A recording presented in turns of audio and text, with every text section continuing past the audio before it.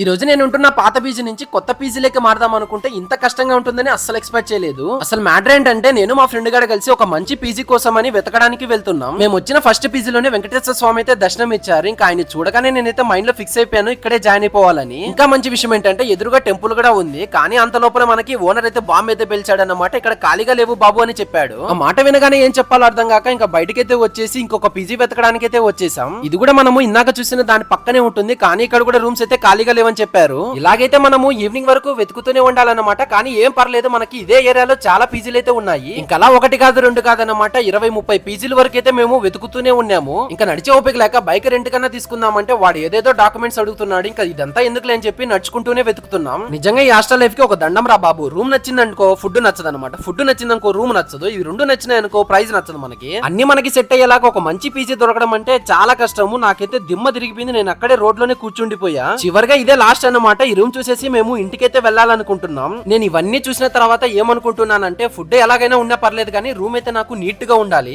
So మీలో ఎవరికైనా దుర్గం చెరువు హైటెక్ సిటీ సైడ్ ఒక మంచి పీజీ ఏదైనా తెలిస్తే వాళ్ళ నెంబర్ ఒకసారి పీజీ నేమ్ నాకు ఒకసారి కామెంట్ సెక్షన్ లో చెప్పండి. వెళ్లే ముందు ఈ వీడియోకి ఒక లైక్ చేసుకొని ఛానల్ ని సబ్స్క్రైబ్ చేసి పెట్టుకోండి. నెక్స్ట్ బ్లాగ్ తో మళ్ళీ కలుసుకుందాం.